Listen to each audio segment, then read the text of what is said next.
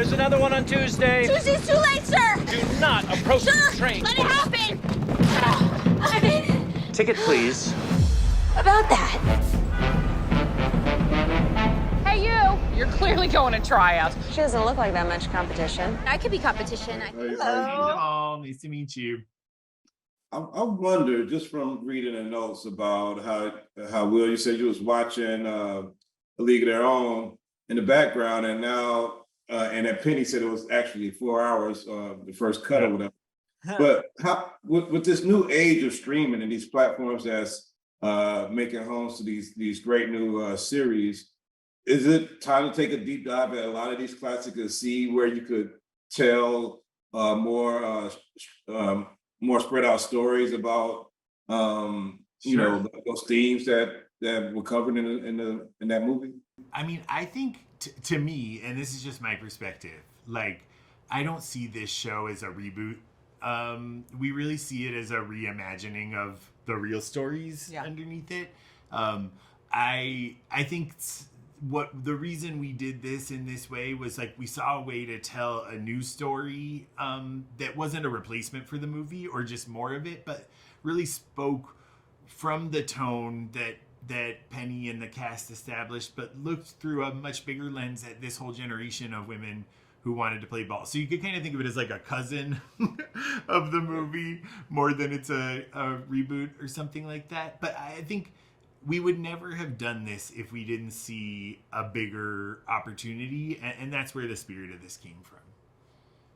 I wonder, just as creatives, like, how much do you have to stay on the pulse of the country? Because I know when y'all started and y'all shot this, y'all couldn't, y'all probably wouldn't have imagined that there's a vote up in the Senate, right now for Respect for Marriage Act to allow interracial and same-sex marriages to continue to be respected in America. And you have this show that, doesn't deal with marriage as much, but as respecting people's right to choose who they want to love.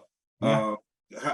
How important is it for you guys to stay on the pulse of the news and when y'all creating stuff, so that sometimes things like this just time out to speak to what we're dealing with today? Yeah, I mean, I don't think it's as much as I don't think you want to chase the pulse of that, but the truth of the matter is, I think we're both, and always as creators, people who live in this world. Yeah. Like, to what you were saying, I'm like a Black queer woman who is married to a white queer woman. I am in an interracial gay relationship. Like, all these issues continue. I think they affect me, they affect all of us. And I think we want to bring, the timing of the show is coming when it comes in the world where it exists. And I think it's sort of built in the fabric of that, which is like, we want to speak to like our lives. We want to speak to how people are feeling and what they're seeing. And I think that always influences. It doesn't dictate the creative, but if you're bringing a piece of yourself into it, those things are going to affect it. Yeah, I think for us, it was like, we made the show with one part of our heart in the past and really looking at the authentic versions of these stories that didn't necessarily get told the first time, and one part of our heart in the present, thinking about like what people need right now. And I think what I need right now is joy. And there's something amazing about this story, which is like, it's this incredibly joyful story of people doing the thing that they want to do, finding a way to fall in love with the person that they want to. These really universal themes set in one of the worst times in our history. And obviously it was not a great time for people of color or queer people in particular, or women. So I hope that there's something people can take away from that even in these moments of darkness, there are opportunities to live your life and find your joy and change the world while you're doing it, and that some brightness can come out of it. Was it important? Because there's always this conversation when people are talking about LGBTQ rights and Black Lives Matter, or what have you, and people, there's this tug of war where people feel like, one doesn't get the attention sometimes and the other does. Was it important for you to tell Max's story like on a separate track? I mean, still weaved into the story, but it seems like, she's she has like her own team and everything, you know, that she's dealing with this while you still Yeah. telling the story. Was it important like them to have there's not as intermesh where you could see Max's Yeah.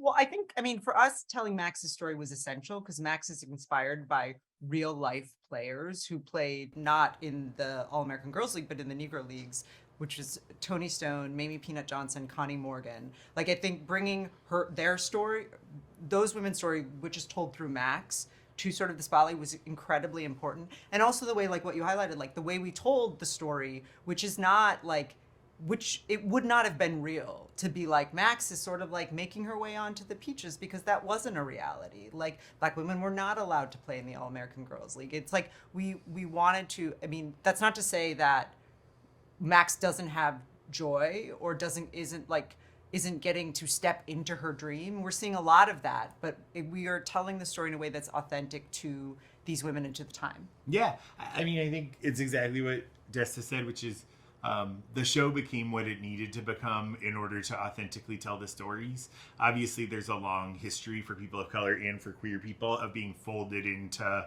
white or straight narratives, and we weren't going to do that with this story. So, you know, this narratives start a little more parallel and then they grow together in some unexpected ways as the season goes along, and they'll continue to grow together in some ways that will be hard for people to imagine right now. But authenticity is kind of the guideline with that. Well, thank you for this. It's releasing on August 12th, which is my birthday. So Yay! Happy early everybody birthday. can see that. And one day, Desta, I want to talk because you wrote some of the Purge, and I got something I want to talk to you about one day. So I'm gonna find you online and we're gonna. All right, you do it. Find me on Insta. All right. Thank you guys.